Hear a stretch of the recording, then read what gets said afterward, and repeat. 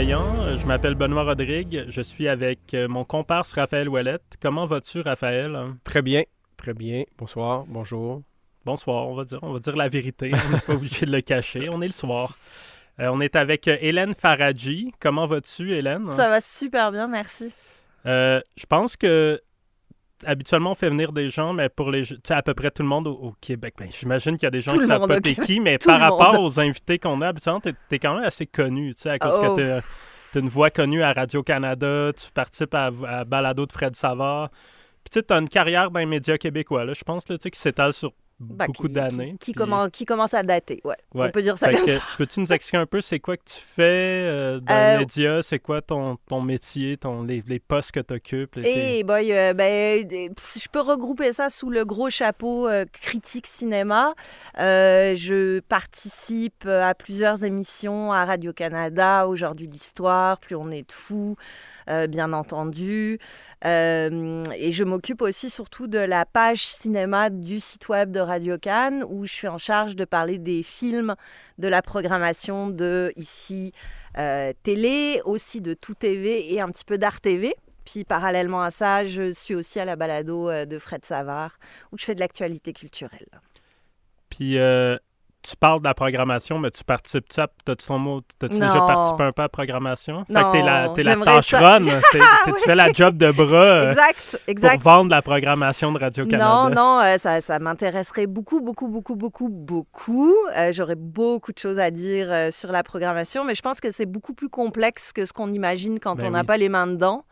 Des fois, j'en parle un peu avec les gens qui sont responsables, puis mon Dieu, c'est des histoires de droit, de durée, de version.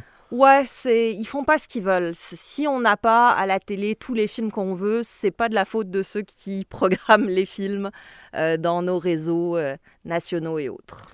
Mais je pense que sans sauter du coq à l'âne, on parle librement ici au Bienveillant. On fait qu'il y a les ad-libs constamment. On n'est jamais préparé. Puis Télé-Québec, là, quand il y avait leur espèce de grosse librairie des années 70, 80 puis 90 qui a initié tellement de Québécois au cinéma d'auteur puis au cinéma international puis expérimental, là, même. J'ai vu des trucs complètement capotés à Télé-Québec. Là. En version originale. En version originale, sous-titrée. Ah ouais, ben ça n'existe plus, ça c'est déjà fini. Je sais pas à quel point ils ont une si bonne programmation que ça en ce moment de Télé-Québec. Je me suis pas attardé depuis longtemps. C'est pas si mal, ils ont surtout des belles heures de diffusion. Ça, c'est le fun. Leurs films passent quand même... À 3 heures du matin. Non, c'est ça. Non. Ils passent à 8 heures, à 9 heures, qui sont des heures vraiment agréables pour regarder des films. Moi, j'ai pas connu Télé-Québec, grand pourvoyeur. Radio-Québec à l'époque. Radio-Québec, pardon. Radio-Québec. Mais on avait la même chose en France parce que Canal+, oui, était vraiment un diffuseur de cinéma très, très costaud. Puis eux aussi passaient la version du film doublée, mais aussi la version sous-titrée. Donc, ils passaient le film 4-5 fois dans la semaine, puis tu choisissais. Ah ouais. Y avait pas... c'est ça, avoir une grosse population. Hein. Ouais, mais il y avait pas de classique. Une nation de cinéphiles un peu aussi, comparé à, mettons, en Amérique du Nord aussi, en Europe. C'est vrai, mais ça nous donnait surtout accès à tout le cinéma indépendant américain. C'était la grande mode, là, puis ça sortait pas forcément en salle. Donc, on y avait accès par ça, mais tu sais, je comprends le Télé-Québec. Mon chum m'en a parlé souvent de comment, à un moment donné, il est tombé sur un film à Télé-Québec puis que ça a allumé quelque chose chez vraiment. lui. Je pense que ça a vraiment marqué les gens. Il y avait un peu ça tend à disparaître parce qu'il y a eu un changement de garde, là, mais à TFO aussi, oui, c'est il y a vrai. une programmation assez exceptionnelle. Non, mais encore plus folle à TFO. Des versions originales aussi. Il faisait la cinématographie, mettons, pendant une semaine, c'était Godard au complet, on passait à travers le cinéma. Ouais. Mais là, il y a eu un changement de garde, puis bon, aussi, le public change, les habitudes d'écoute changent, le streaming, tout ça, donc... mais oui, ça serait bien des fois de pouvoir... Mais là, on parle en cinéphile. C'est sûr que pour nous, c'est facile à dire. Ce serait le fun de pouvoir trouver des films rares ou des films un peu plus anciens en version originale à des heures de grande mais là, on rêve. Là. C'est dans notre petite bulle, on rêve de ça, mais il faut être réaliste. Ça n'arrivera pas. Là. Par contre, ce que je comprends pas, moi, c'est pourquoi tous les services de streaming maintenant, je veux dire francophones, on propose pas des versions sous-titrées en version originale sous-titrée. Tu sais, je comprends qu'il faut une place pour le doublage, c'est important. Il y a plein de gens que ça rebute de voir des films en VOST. Mais il y a quand même des gens qui préfèrent avoir la version originale, puis souvent, on n'y a pas accès. Ça, c'est bien dommage. Mais c'est beaucoup une question de droit, parce que, par exemple, sur Crave, moi j'ai un compte Crave avec l'extension HBO. Mm-hmm. Donc, j'ai accès à un paquet de trucs en version originale. Ma mère ne parle pas anglais, donc j'essaie de trouver pour elle... Quand je vois des choses qui sont bien, j'essaie de lui pistonner, mais elle a mon abonnement, moi aussi. Bon, il ne faudrait peut-être pas le dire, mais je le dis. Et puisqu'elle a mon abonnement, Crave. Elle peut pas voir, ouais, c'est ça. Puis on va prendre 2 abonnements. À cause qu'elle prend mon membership, elle peut pas voir les trucs en version doublée. Il faudrait qu'elle prenne l'extension super écran. La plupart du temps. Je comprends. Ouais. Donc, c'est toute une question de territoire. Moi, des fois, je vais, mettons, tu vas en Angleterre, puis maintenant, puis tu trouves un coffret incroyable des premiers films de Wim Wenders. Ouais. C'est en Angleterre, ça va, mettons, en Pologne, disons.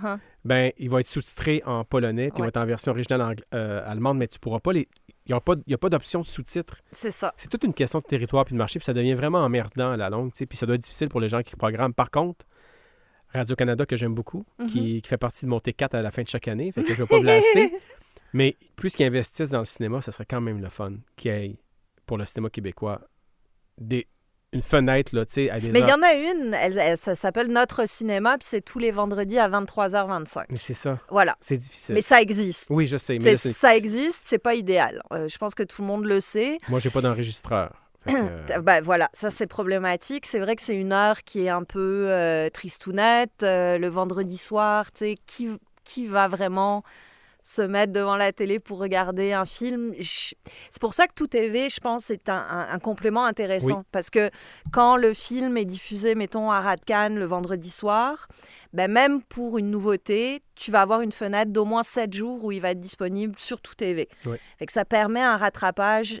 Ceci dit, pour moi, l'enjeu, il est peut-être plus dans la promotion de ça, du fait que ça existe, exact. Du fait que tout n'est pas disponible, mais une bonne partie est quand même disponible, sauf qu'on ne le sait pas. On le sait pas. Puis si tu ne te tiens pas au courant par toi-même, tu vas un peu passer à côté. Puis c'est vrai que la diffusion... Moi, ce qui me choque plus, par contre, c'est la disponibilité de tout un pan du cinéma québécois qui a disparu parce qu'il n'a pas été numérisé. C'est incroyable. C'est dégueulasse. Ouais. Merci Pierre-Carl Pelado, par contre. C'est un pet project à Pierre-Carl, le projet Éléphant. Ouais, mais on n'est pas... C'est vraiment un truc fait par lui-même, par amour pour le... En tout cas, c'est ça que les relations publiques disent. Après, à quel point ils font de l'argent avec, ou je sais pas quoi. Mais... ça, je saurais pas dire, mais reste qu'il y a quand même une immense partie de notre patrimoine qui n'existe pas, qui n'est pas disponible. Puis en ce moment, je donne un cours à l'UQAM, pas en présentiel. Ce n'est pas en présentiel. En absentiel. Le mot présentiel est interdit aux bienveillants. Non, c'est sérieux, c'est vrai. On n'a pas le droit d'utiliser. Je ne dirai plus jamais. Puis je leur donne, récemment, je leur ai donné un travail à faire sur un film québécois de genre. C'était au choix.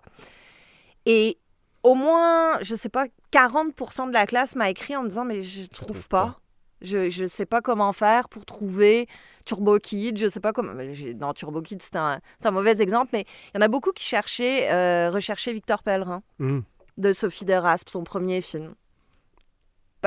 Si tu n'as pas eu le DVD édité par 24 images à un moment donné, je ne sais plus quand, tant pis pour toi. Puis je trouve ça assez tragique, en fait, de voir que des grands films, des films qui ont été importants au cours des 20-30 dernières années, on en parle entre nous, entre cinéphiles, mais on ne peut pas les transmettre, même avec la meilleure volonté du monde. Même des petits films, tu sais, ça fait partie du patrimoine, ça a été financé à même l'argent public. Exact.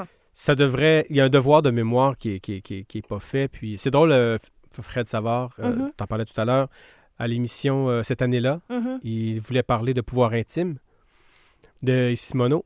Puis, écoute, c'est introuvable. Moi, j'ai un ami qui a une VHS. C'est fou, ça. Une vieille VHS qu'il a achetée dans un marché aux puces. Moi, je ris toujours de lui parce que les marchés aux puces, je veux dire, ça ne m'intéresse pas. Mais il a trouvé une VHS de Pouvoir intime. Il l'a numérisée avec la bande-annonce, avec toutes les cochonneries qui vont avec. En se débrouillant de lui-même. Oui, puis là, c'est quand même bien. Là. Je l'ai même envoyé, il me l'a donné, je l'ai envoyé à Fred. J'ai même envoyé à des acteurs qui ont joué dans le film, qui eux-mêmes n'ont pas vu ce film-là depuis une trentaine d'années. J'ai fait ça avec Caïdo. Ça participe au mouvement, hein, écoute. Moi, je suis un conservateur, mais en tout cas, je suis d'accord avec tout ce que vous venez d'avancer. Tu sais, tantôt, tu disais, ça se passera pas parce que il y a des technicalités. Quand tu as les mains dans la machine, tu te rends compte que c'est vraiment dur de faire ci. Mais il y a une éthique aussi. Il n'y a pas juste des codes d'écoute. Il y a une éthique. Tu sais, on parle pas de TVA, on parle de Radio-Canada puis de Télé-Québec, qui sont quand même des institutions publiques, puis qui sont comme des gardiens un peu de la culture québécoise. Vraiment plus que... J'aurais de la misère à nommer une autre institution qui serait plus responsable de la culture québécoise que Radio-Canada puis Télé-Québec. Ben, en tout cas, tantôt, ce que je voulais dire, c'est que Télé-Québec, dans les années 70, ils avaient acheté tous les droits sur plein de films d'auteur à l'époque où ça coûtait rien. Puis ils ont eu les droits sur ces films-là pendant toutes les années 80 puis 90. Je sais pas ce qui s'est passé après. Ils ont-tu perdu les droits? Mais il y avait comme un gros deal. Genre, ils étaient vraiment chanceux, puis c'est pour ça qu'ils passaient tout ça. Mais j'imagine qu'à Télé-Québec, il s'est passé un peu la même chose qu'à TFO. Là. Ça a été la personne qui était passionnée. Les droits, c'est pas pour la vie non plus. Non, les droits, tu les achètes pour une certaine période. Puis tu sais, en musique, par exemple, je sais pas la distribution, comment c'était au Québec dans les années 70-80, mais en musique, il y a tellement de trucs qui se sont perdus parce que les gens avaient signé sur un label à Toronto. Il y a eu des labels qui ont fermé, des changements de garde qui ont été aspirés par d'autres majors. Puis aujourd'hui, bonne chance si tu veux libérer les droits d'une chanson de Gaston Mandeville des années 80. Donc le cinéma, c'est possiblement pareil. Mais c'est pas seulement ça. Moi, par exemple, bon, il n'y a personne qui attend un premier film, mais les films que j'ai auto-produits... C'est pas ce qu'on m'a raconté. sont pas disponibles encore. Il faut que je m'en occupe. Oui. Ça coûte quand même cher pour... Tu sais, mettons, le mettre sur Apple Store... iMovie, iTunes Store. Pas iMovie. iTunes Store. Ça me coûterait peut-être 1 000 $. Moi, le set penché, avant de recouper 1 000 $, ça risque d'être très long. Mais après, tu as des fois, t'as tes propres distributeurs, tu aimerais qu'ils fassent un peu plus leur part aussi. Je ne vais pas envoyer personne en dessous d'autobus, mais Camion, présentement, il est sur Cinépop. C'est la seule façon de le voir. Il y a une édition DVD qui existe? Oui, mais il y a longtemps. Mais il n'est plus en magasin. Il faut que tu commandes sur Renaud-Bré. Il va coûter 30 $. Il va arriver 6 semaines plus tard. Ben ouais, mais c'est ça. Moi, c'est ça que je trouve pas normal, en fait. Puis des fois, tu sais, je me prends à rêver que, je sais pas, la Sodec parte d'une plateforme de diffusion consacrée au cinéma québécois où on pourrait tout retrouver. Tout. En plus, ça pourrait être dans toutes les structures de financement des films qui apprennent un certain nombre d'années. Nous, on va le diffuser, on a une plateforme. Il me semble. Oui, puis c'est eux qui financent. Ils pourraient très bien imposer ça. Là, la structure de récupération, c'est tellement simple. En plus, c'est ça. Puis tu sais, tu pourrais prévoir un espèce d'abonnement gratuit pour les écoles, les universités. Tu prends une version, je sais pas moi, 5 $ par mois pour monsieur et madame tout le monde, mais tu as accès à tout. À notre culture, à ce que c'est le cinéma québécois.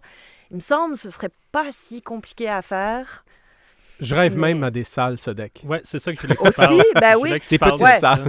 Mais parle-nous un peu, ça, c'est une idée originale que toi, tu as eue ou c'est un truc qui est dans l'air ou tu m'en as déjà parlé? Oui, c'est un truc que je sais pas si d'autres personnes, mais c'est sûr que c'est une idée assez facile à avoir, mais moi, j'imaginerais bien des petites salles satellites, là, tu sais, puis pas juste à Montréal, tu sais, puis ça peut être ici à 50 places, on est au cinéma moderne, on le rappelle aux gens qui nous écoutent. Ça peut être des salles comme ça, 50 places avec des programmations explosées, là, tu sais, on peut les piger dans le passé, on peut être dans l'actualité aussi. Il faut... Ça peut servir de salle de diffusion pour des cégeps en région aussi, puis des universités en région qui peuvent être... Tu sais, il y a plein de moyens, en tout cas. Mais parce que même, des fois, j'ai l'impression que c'est si simple de l'extérieur. Mais c'est partout pareil, parce que moi, comme touriste, souvent, si je débarque dans un pays scandinave, je m'intéresse beaucoup à leur cinéma. Ouais.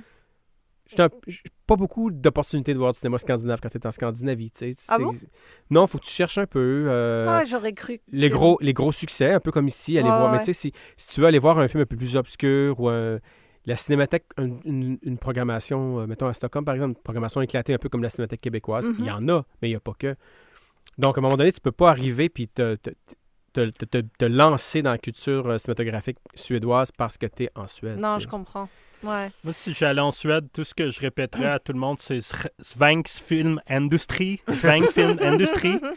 Jusqu'à temps qu'on me guide où c'est. Je suis allé, il n'y a rien à faire, rien à voir. Ah non, OK. Non. C'est comme Cinecittà, qui est comme Cinecittà, qui est comme abandonné aujourd'hui. Non, tu peux encore faire des visites. Studios, ouais. Je pense qu'il y a encore des trucs qui sont tournés, genre des séries HBO, puis des affaires comme ça. Mais ouais, des fois, c'est triste de penser à... Comment on est tellement dans l'immédiateté du cinéma qu'on oublie ça se construit aussi une cinématographie, que c'est basé. Tu sais, tu parlais de Robert Morin, mais Robert Morin, il faut avoir vu tout ce qu'il a fait avant. Là. Oui. Si tu arrives, tu débarques, tu vois le problème d'infiltration, ok, c'est bien, mais il faudrait que tu aies la possibilité de nourrir cet appétit que tu viens de découvrir pour ce cinéma-là en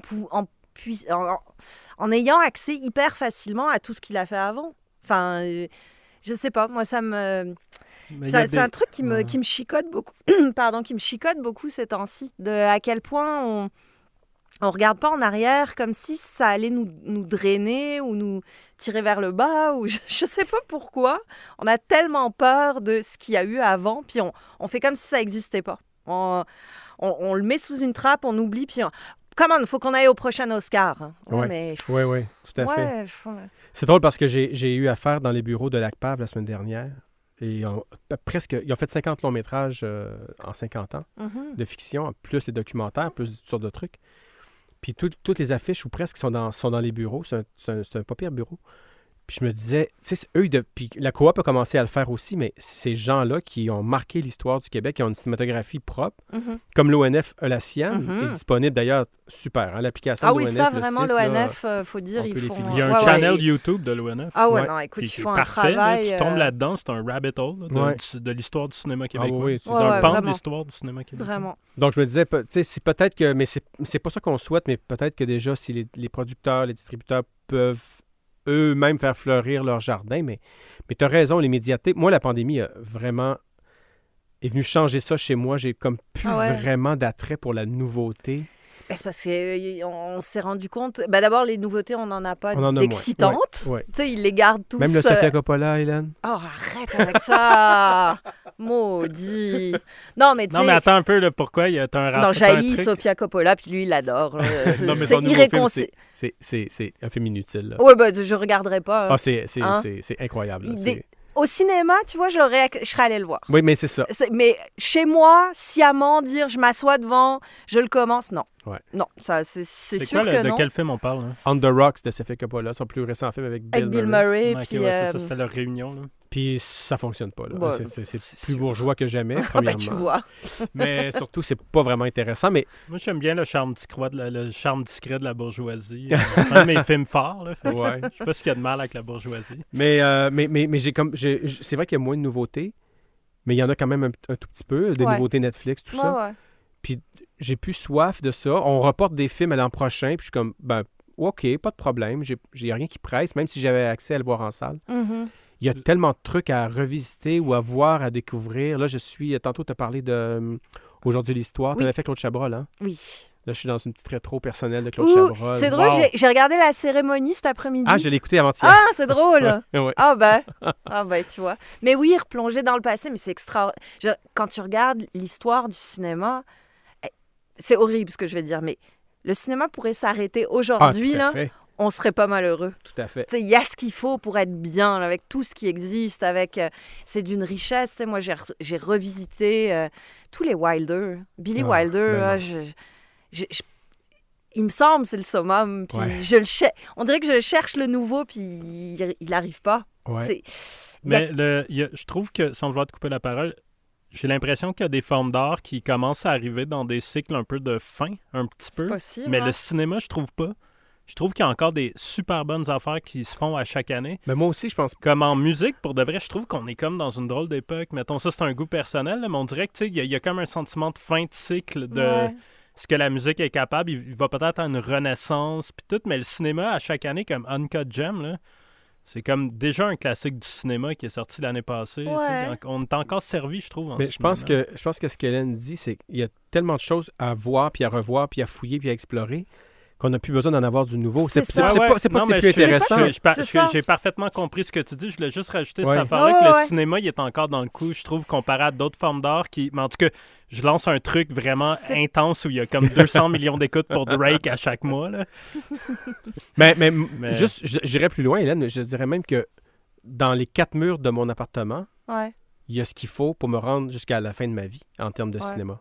Ouais, je pense, moi aussi, je pense. Mais... Presque en matériel, mais en plus, si tu rajoutes le streaming auquel j'ai accès, je veux dire, je peux pas voir le bout Juste la plateforme Criterion, par exemple, peut m'occuper. Je sais, c'est extraordinaire. Chaque année, si tu écoutes 3 films par semaine, ce qui est beaucoup, mais pas beaucoup selon, là, je fais pas le tour de Criterion, puis ça va se renouveler. Tu vois, je pense aussi, c'est parce que on est cinéphile, on aime ça, on fait une place à ça dans nos vies. Ceci dit, monsieur et madame tout le monde, je suis pas sûre que... Bonjour tristesse. Ouais, cette disparition du cinéma immédiat, là, de l'actualité, je suis pas sûre que ça va les encourager à retourner en arrière. Puis c'est ça qui est difficile aussi, c'est que si on laisse mourir hors des cercles cinéphiles cet appétit pour le cinéma, ça va pas être gai 2021 puis 2022. Là. Ça va être plate, ça va être triste, ça va être des chiffres d'entrée en salle encore pire que ce qui était avant la pandémie. Philippe Lesage avait écrit un super beau texte en anglais. Je sais pas si tu l'avais lu. Non, je pense pas. Je sais pas pourquoi il n'a pas été écrit, en tout cas publié en français, mais je ne sais pas où je l'ai vu, mais en anglais dans un journal montréalais, je suppose, où il fait un appel. Il fait un appel aux baby boomers, ou en tout cas les gens les plus vieux qui vont au cinéma, mais qui sont aussi les gens les plus vulnérables par rapport au virus. Ouais. Puis il était comme, laissez-nous pas tomber. Je comprends, protégez-vous, mais quand le cinéma va reprendre, on espère que vous allez être là parce qu'on a besoin de vous. Mais ça va prendre qu'on donne de l'amour au cinéma. Dès que ça va réouvrir, il va falloir être là, puis sérieusement là, pas là, genre, ouais, je vais aller le voir ton film. Non, va falloir être dans les salles, va falloir payer nos billets, va falloir... parce que sinon...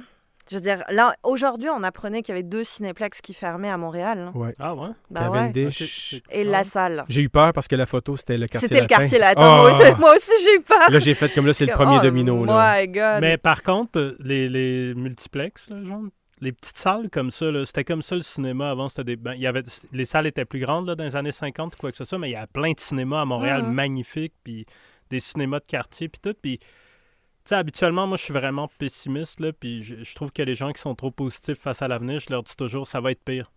Tout va toujours être pire. Imaginez pas, on est tombé dans un engrenage, là. Tout semble être pire d'année en année. Mais quand ils vont ouvrir les valves, là, le cinéma, ça va être un des premiers trucs que les gens vont vouloir aller voir, je pense. J'espère. J'espère que les gens n'auront pas pris peur. D'être enfermé dans une salle, c'est pas ventilé, c'est pas ceci, c'est pas... Il va sûrement avoir des gens qui vont avoir des phobies. En même temps, il va y avoir des grosses sorties. Il va y avoir James Bond, il va y avoir... Ça devrait aller, mais encore faut-il que les cinémas tiennent le coup jusque-là. Jusqu'à ce que ça se puisse d'être réouvert. Tout à fait. Parce que c'est un gros investissement, une salle de cinéma. C'est clair. Même si on veut qu'il y en a qui réouvrent après puis qu'il y a une renaissance, c'est beaucoup de travail. C'est un gros investissement, ouvrir une salle de cinéma. C'est énorme, en fait. Là, Pour moi, la peur du virus et de celui-là ou d'autres virus, ça m'inquiète plus ou moins pour l'instant. Une deuxième pandémie, ce serait vraiment mortel, mais sans mauvais jeu de mots. Mais... Mais ce qui me fait peur, puis je me base sur moi-même, c'est les changements d'habitude qu'on est en train... C'est long, là. Ça fait 8 mois. Avant, on parle de 3 millions de Canadiens vaccinés en janvier et mars. Ouais.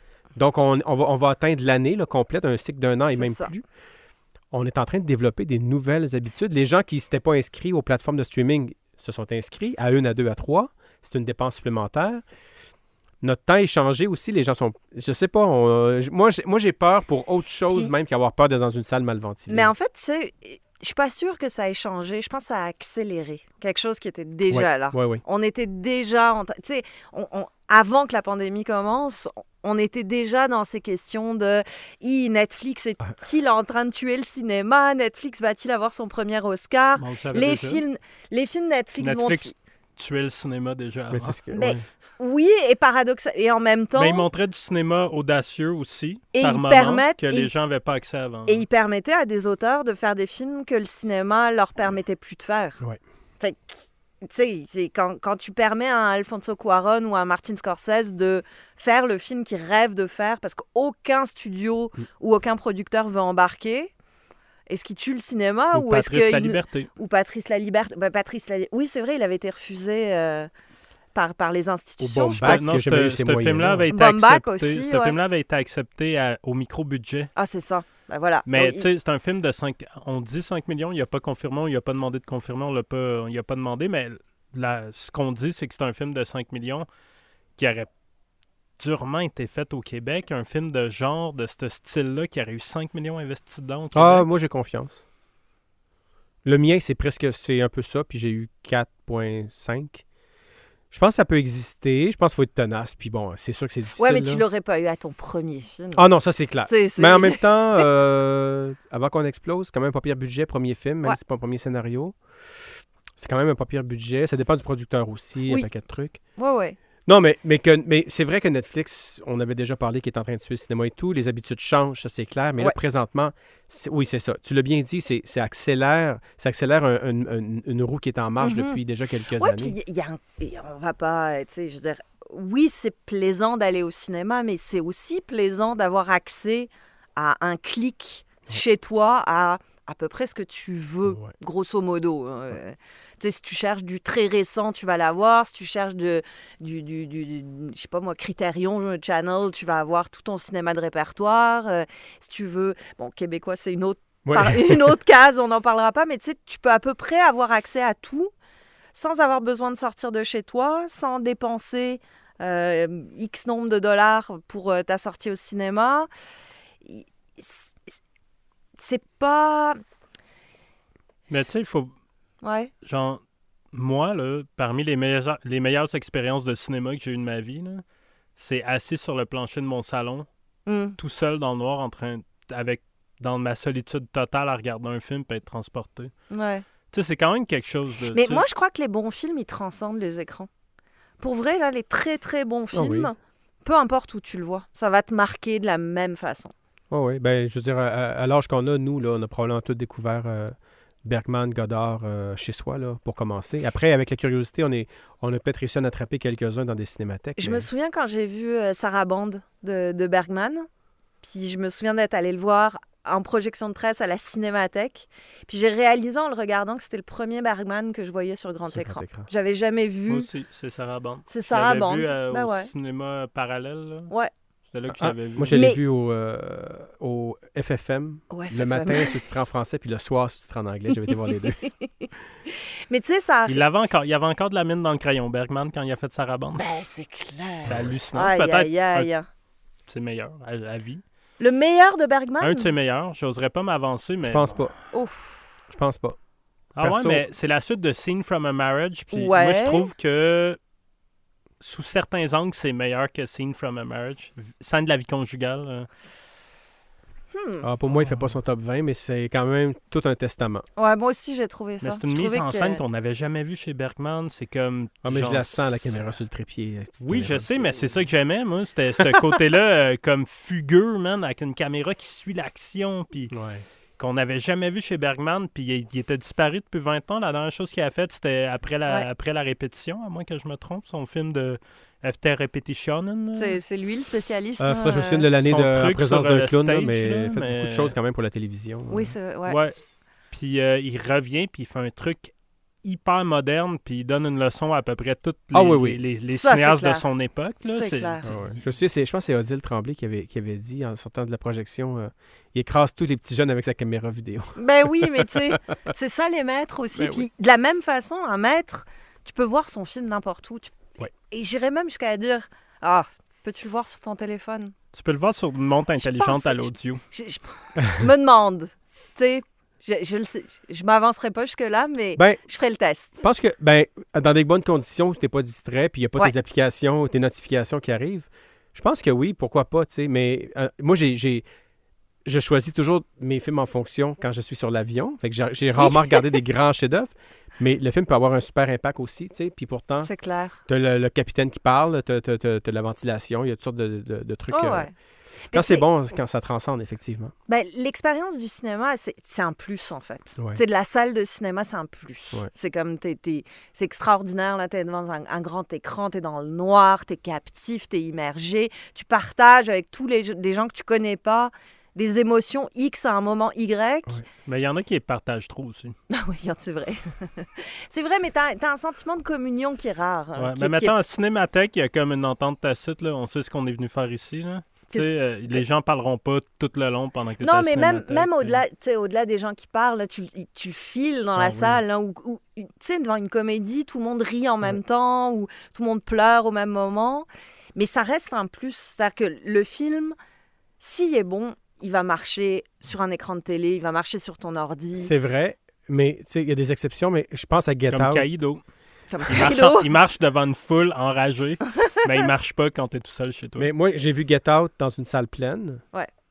Et le plaisir est vraiment là, décuplé là, avec tous ces gens-là. Là. On réagit. Tu as des gens qui parlent à l'écran. Ça, il y a vraiment des films. Et je pense que c'est l'avenir, un peu, les films événements, les films qui te remuent. C'est un peu malheureux à dire, mais le cinéma de Baumbach, il va être un peu voué à se retrouver sur des écrans à la maison.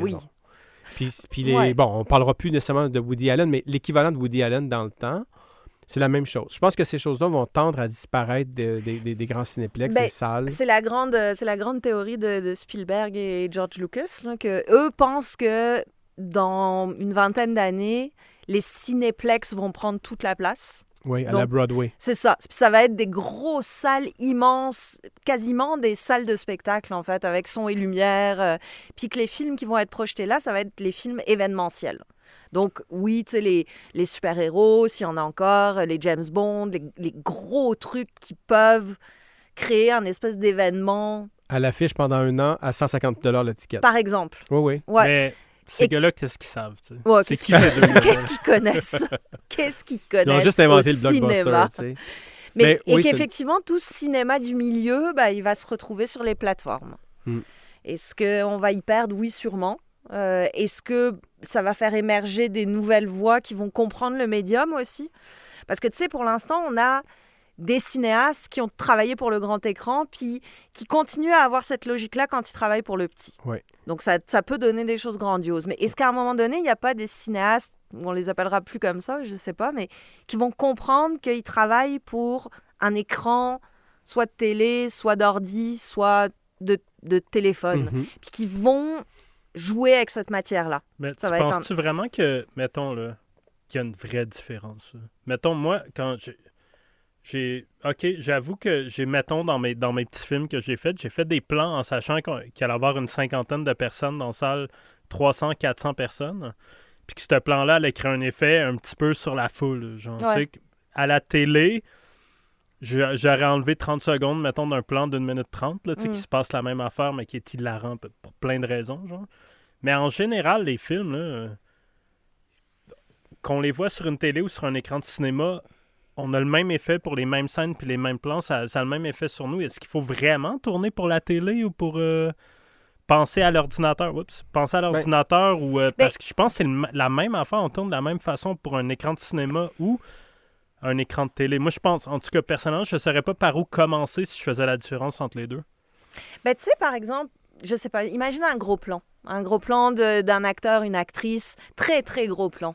Tu le tournes pour le cinéma, tu sais que ça va être sur un méga écran. Puis tu sais que ton acteur, il faut qu'il soit en retenue. Parce que sur un grand écran comme ça, s'il en fait un tout petit peu trop, ça va devenir grotesque, il va y avoir quelque chose qui va déborder, ça va être désagréable. Si tu sais que cette image-là, ce gros plan-là, tu vas le montrer sur un écran de plus petite dimension, voire même sur un téléphone, tu peux sûrement pousser ton acteur un peu plus. Tu peux sûrement lui demander d'autres choses. C'est vrai en télévision. C'est vrai en télé. Ce qu'on fait en série télé, on ne se gêne pas sur le gros plan. Par exemple, cinéma, on y va par parcimonie. Il faut que le gros plan devienne du langage. Quand tu coupes un gros plan où tu vois à peine un peu du front puis un peu du menton, c'est tout, là.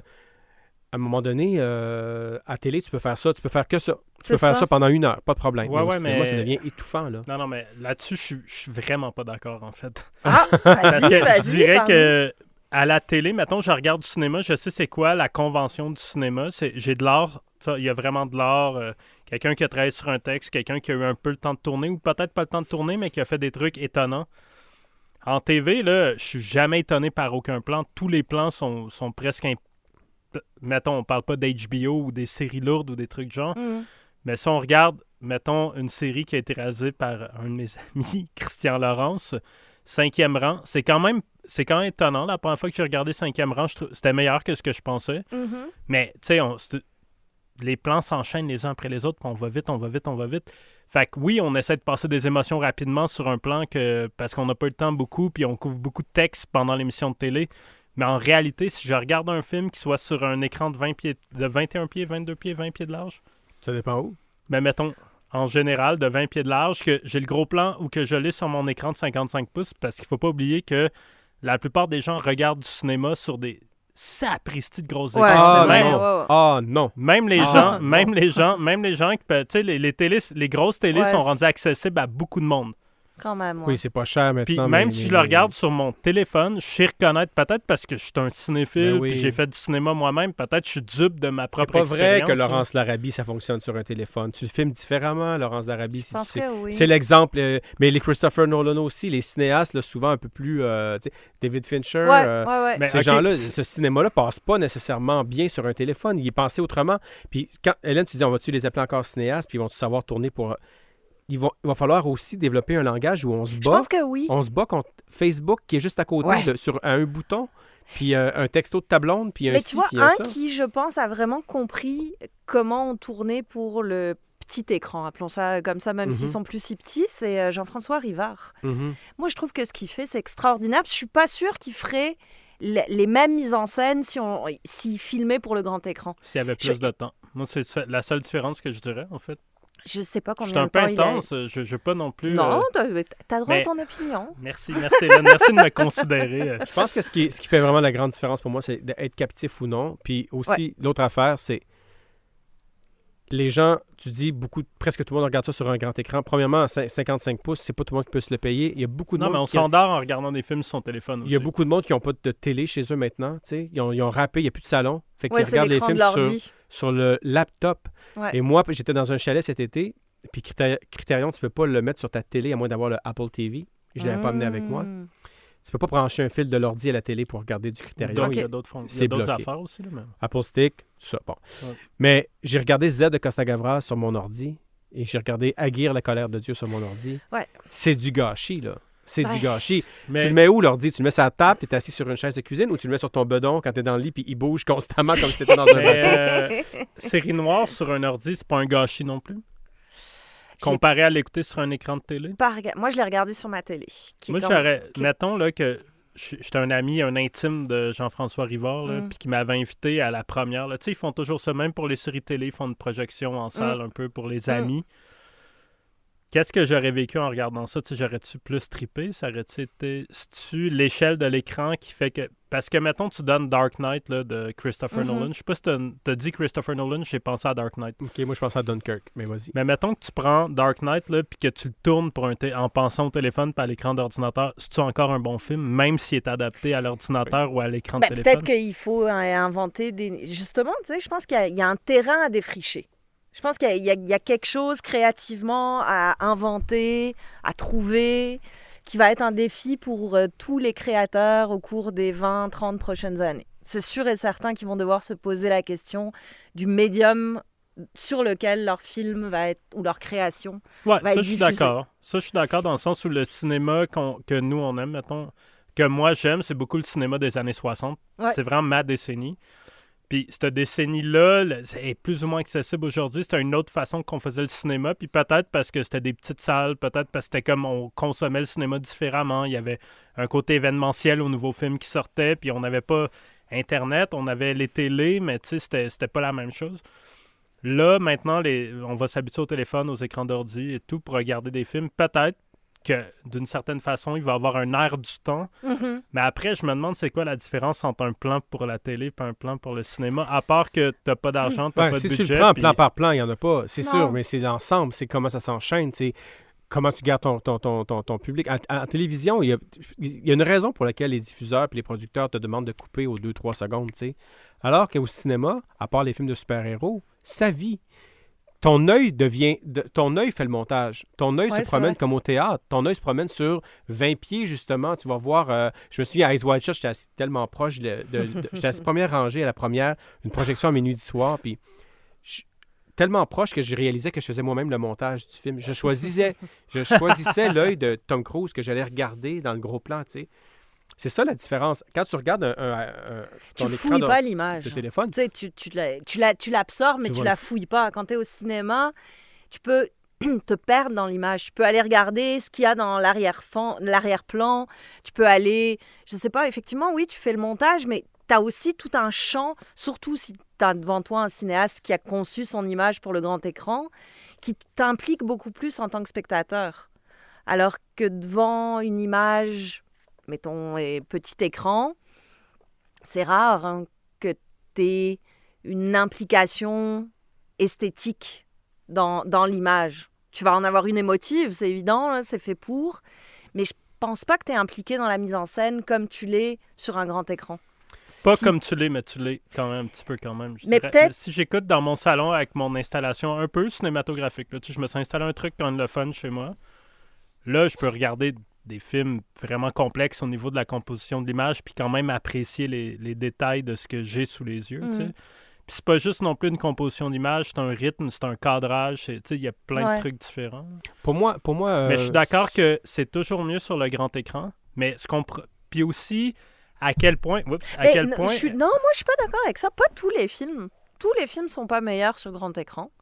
Je pense pas que tous les films méritent le grand écran, en fait, si je suis honnête. Mm-hmm. Je pense qu'il y a plein de films chaque année qui sortent, qui restent une semaine en salle parce que c'est dans le deal de financement, mais qui ont rien à faire là. Mais ils ont de quoi faire ces petits écrans? Oui, sûrement. Sûrement. Je pense que tout ce qui est fait mérite d'être vu et montré. Mais après, il y a peut-être une hiérarchie des écrans. Tu sais, on ne veut pas se l'avouer, on ne veut pas... Ben non, c'est sûr. Parce que c'est injuste, mais il y en a peut-être une. Première fois que j'ai eu ma grosse TV HD, la première affaire que j'ai faite, j'ai été chercher The Shining, j'ai été louer The Shining pour voir The Shining en HD. Ouais. Puis j'ai vraiment eu un choc de voir ça dans mon salon. C'était la première fois que je passais de l'écran cathodique à l'écran HD. Ouais. C'était impressionnant. Je vais pas trop name-dropper, mais j'étais à l'étranger. Puis il y avait une rétrospective Kubrick et il y avait l'Orange Mécanique que j'ai essayé d'aimer toute mon adolescence, toute mon cégep, dans ma vie. J'adore Kubrick. Ce film-là n'a jamais réussi à trouver sa place en moi. Ah ouais? Et quand je l'ai vu sur grand écran... C'est là que ça... Dès le premier plan. Juste, ça commence avec, je pense, le générique, juste une couleur, là, puis la musique de Beethoven, pouf, d'une shot. Ça a rentré automatiquement dans moi, puis le film il a été magistral. À 45 ans, là, pour la première fois de ma vie, j'ai allumé sur ce film-là, je l'ai compris enfin. C'est drôle, hein? Et je pense que j'avais besoin de ce contexte-là qui n'était pas... Et là, j'avais une théorie dans les années 90, quand je commençais à peine à tâter de l'audiovisuel, tu sais, où je mettais toujours mes trucs en 16:9. Puis les gens étaient comme, tu veux faire... Les télés étaient 4/3 à l'époque. Tu veux faire cinématographique, tu veux faire cinéma. Puis j'étais comme, peut-être, mais il y a une chose, c'est que je veux pas être dans le même format que les nouvelles. Puis je veux pas être dans le même format que la partie de hockey. Puis aujourd'hui, les nouvelles puis la partie de hockey est dans le même écran dans lequel je regarde ma rétrospective Chabrol. C'est là qu'il y a un problème. C'est là que j'ai besoin du grand écran de temps en temps. Pour sortir de chez moi, mais pour rêver aussi. Puis pour se prendre une distance par rapport aux téléromans, aux services CNN, RDI, nomme-les. Pour moi, il y a cette hiérarchie-là aussi qui existe. C'est de préserver une portion de rêve puis de magie. Puis pour moi, c'est pour ça qu'aujourd'hui, les cinéastes ont tant à tourner en format, même si c'est pas du vrai, en format cinémascope. Ouais. 2.35. En 2.35. Parce qu'Orange Mécanique, c'est un film tourné en 4:3. Oui, je sais. Mais justement, peut-être que c'était pour faire sa marque dans la salle, justement, pour se démarquer du film de la veille puis du lendemain. Mais présentement, il y a beaucoup de cinéastes qui n'ont pas le moyen de tourner cinémascope, mais qui vont cropper leur image en 2.35, justement pour qu'on puisse composer différemment de... Écoute, des fois, je regarde les nouvelles, puis il y a des plans extraordinaires aux nouvelles. Avant, c'était toujours mauvais, mais c'est pas vrai. Dans les années 60, c'était fou. Hein. Il y avait une qualité cinématographique parce que c'était tourné en film, mais des fois, tu regardes les nouvelles aujourd'hui, puis ça arrive de temps en temps, mais sinon, c'est devenu banal, c'est devenu notre quotidien, c'est devenu un peu hypnotisant. Donc, moi, je pense que ça serait une grande perte de perdre les salles. Puis de toute façon, le cash passe par là. Si tu as Netflix puis tu payes 10$ une fois par mois, c'est pas comme payer 15$ une fois par semaine au cinéma. Non, mais tu sais, le modèle économique de Netflix fait qu'ils vont être gagnants en bout de ligne. Hein. Ah oui. C'est sûr et certain. Je veux dire, à un moment donné, tu peux pas dire aux gens, pour une sortie en famille, mettons, vous êtes 4, pour aller au cinéma, ça va vous coûter 100 pièces. Pour 15 pièces par mois, vous avez... Une par soir. Ou Disney+. Netflix, c'est aussi le gardien des enfants, au lieu de te payer une gardienne. Disney+, maintenant. Disney+. Parce que tout a été rapatrié sur Disney+. Moi, j'ai une théorie, là. Tu sais, là, dans les années 50 puis 60, là, on a plein d'images là, de quand la télé est arrivée dans les foyers, là, de familles qui mettent la télé à côté de la table à manger puis qui mangent en regardant la télé. Puis aujourd'hui, on regarde ça, puis on était comme, wow, c'était vraiment comme des crétins. Ben, en tout cas, je veux c'est pas comme dire fumer ça, dans l'avion. Hein. mais c'est comme, tu sais, il y a un petit côté, t'es comme, OK, vous aviez pas beaucoup de contrôle de vous, les gens, là. Tu sais, aujourd'hui, on mange à la table, il n'y a pas de télé, il n'y a pas de radio, il y a peut-être de la musique, mais tu sais, la famille est là, les amis sont là, puis il n'y a rien d'autre, puis on parle entre nous. Je me demande si dans 20 ans, on va pas regarder les gens qui se promenaient la face dans leur téléphone comme des gens qui disaient comme « Hey, vous auriez pu vous contrôler un peu. » Voir ça comme une autre époque. Comme on voit les gens qui mangeaient autour de la table, ils tiraient la télé sur roulette jusqu'à côté de la table de la cuisine. Dans 20 ans, le téléphone, ça va être tellement old school. Ah, ça ouais, va être ringard. On va l'avoir dans l'œil, dans la Ben rétine. oui, c'est ça. On va avoir des puces 5G puis des affaires bizarres intégrées. COVID. Pas moi, je vais résister. Je suis un iconoclaste. Mais pour moi c'est sûr que je me souviens, puis ça commence à dater mon exemple, mais au Festival de cinéma de Québec, Patterson de Jarmusch, une salle complètement pleine pour voir un film sur la poésie, essentiellement, rien de spectaculaire. Mais de voir ça en groupe, moi je l'ai revu après en salle au Forum, de voir ça en groupe avec d'autres cinéphiles, puis pas que des cinéphiles, mais en tout cas des gens qui courent le festival, mais aussi des cinéphiles. Je me souviens, il y avait plein de cinéastes, puis de critiques, puis de gens qu'on connaît du milieu, puis ça amène une densité puis une importance au moment. On vit quelque chose ensemble, puis ça se perpétue ensuite dans le lobby, puis dans la rue, puis au Ashton, devant une poutine piquante, tu sais. Donc, pour moi, ça, c'est... Ben oui, il y a un côté expérience à la salle de cinéma qui, moi, en tout cas, qui, moi, me manque cette année. Ça n'a aucun bon sens, mais en même temps... Tu sais, je comprends aussi les gens qui disent « Ouais, mais moi, je vais au cinéma, il y a machin qui mange son popcorn, il y a machin qui regarde son téléphone, il y a machin qui parle. » C'est vrai que l'expérience, nous, on la vit dans des contextes où c'est fabuleux, c'est extraordinaire. Toi, tu as les visionnements de presse. Moi, j'ai les visionnements de presse. Tu sais, quand je pense mes expériences idéales en salle, je pense à Cannes. Ça n'a aucun bon sens. C'est une salle magnifique, confortable comme ça, tu peux pas imaginer. L'écran est superbe, le son. Puis en plus, t'es le premier au monde à voir le film. Tu sais, il y a une espèce de fébrilité puis d'excitation. C'est comme on s'était croisés à la... Toi, je pense que tu l'avais vu avant moi, mais à Blade Runner 2049. Ouais. J'étais peut-être dans le deuxième groupe de 300 personnes qui le voyaient de l'histoire. Toi, je pense que tu l'avais vu la soirée d'avant parce que tu aviez vu un visionnement de presse. Puis pour de vrai, j'en tremblais presque d'être là pendant que ça se passait, puis de voir Blade Runner 2049 avant tout le monde. Ben oui.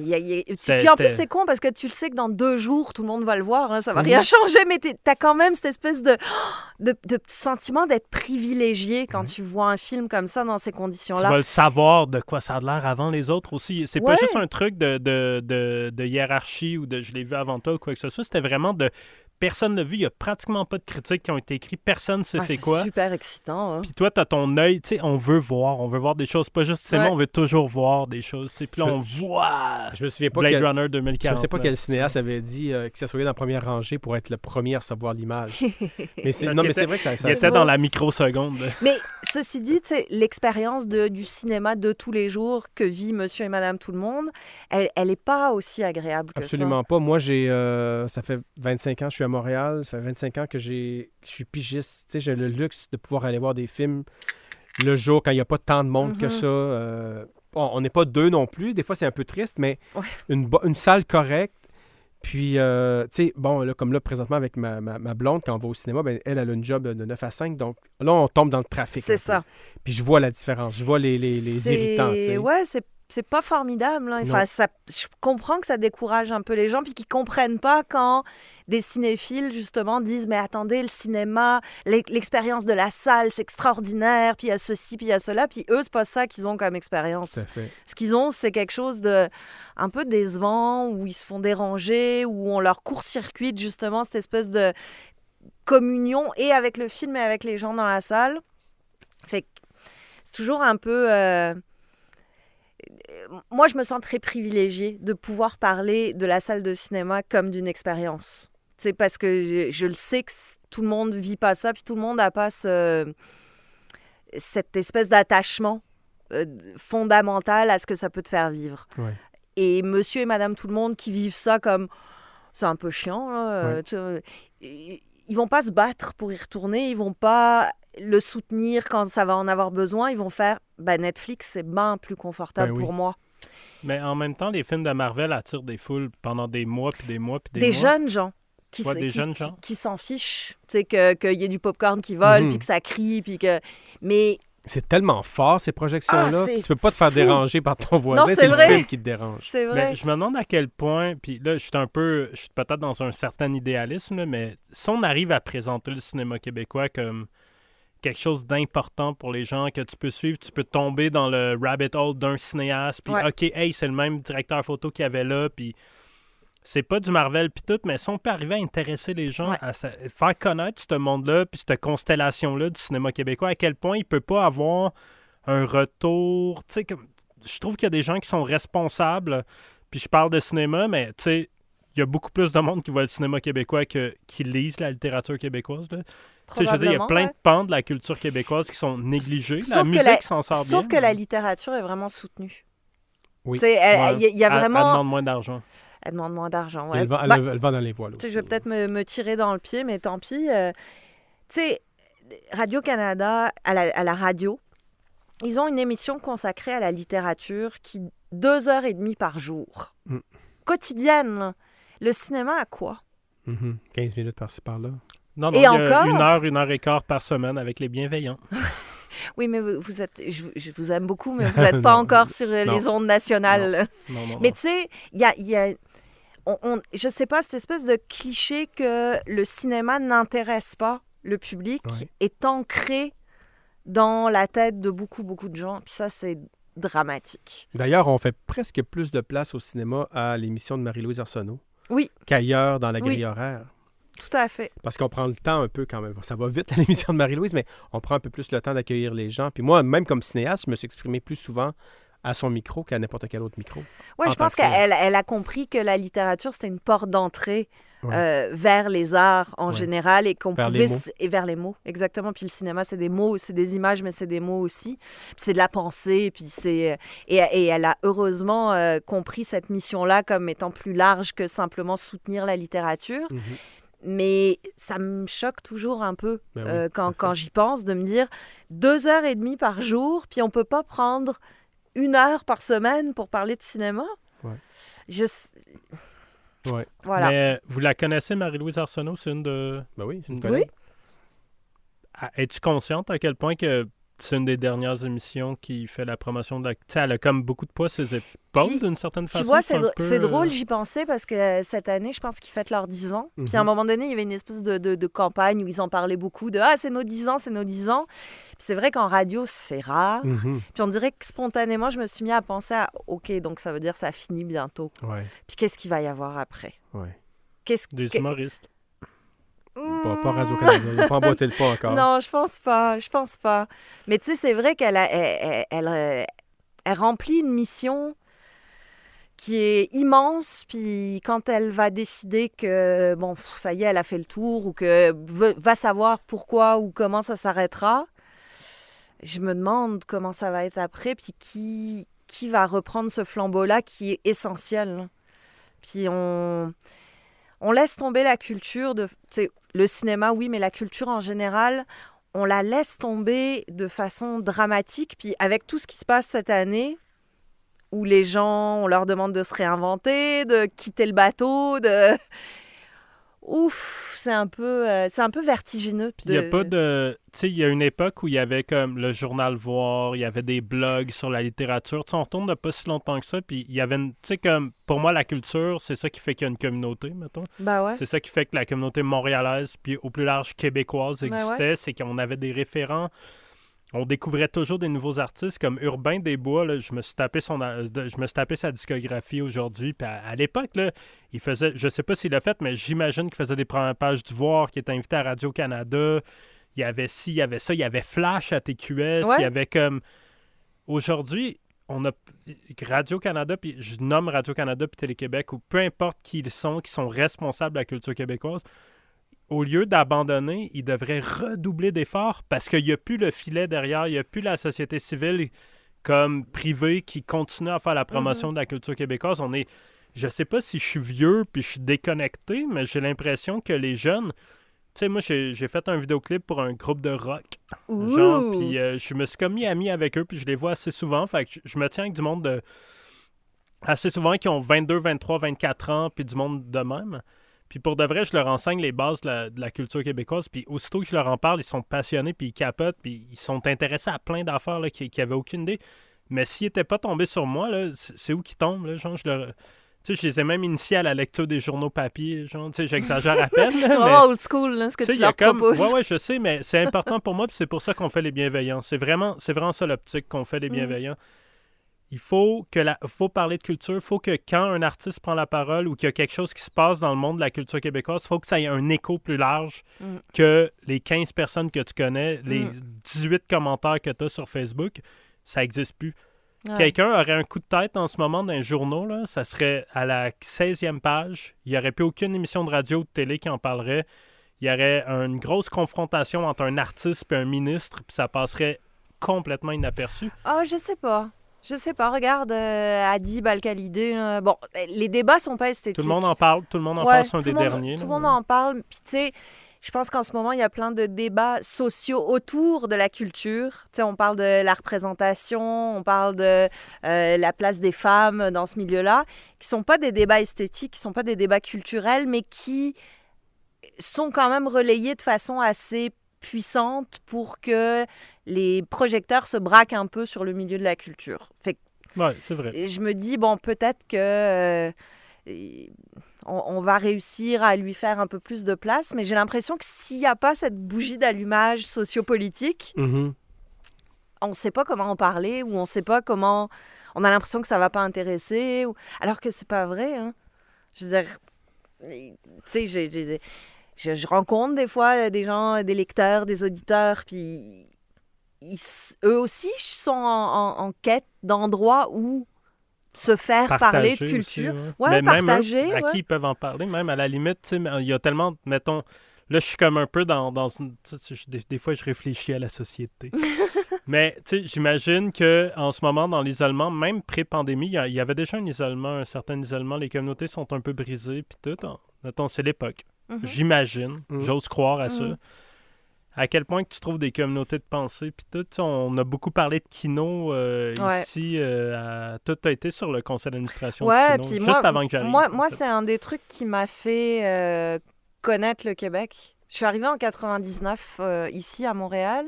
L'année de la création de Kino. Ouais, puis je pense que j'étais à Kino l'année d'après. Tu sais, j'allais aux soirées, puis ça m'a fait découvrir et des gens et une énergie et... Ça crée un réseau. C'est une communauté. Tu peux parler de plein de choses. Puis c'est une communauté qui est basée sur un truc culturel qui était le court-métrage amateur, mettons. Il y avait un petit peu de ça.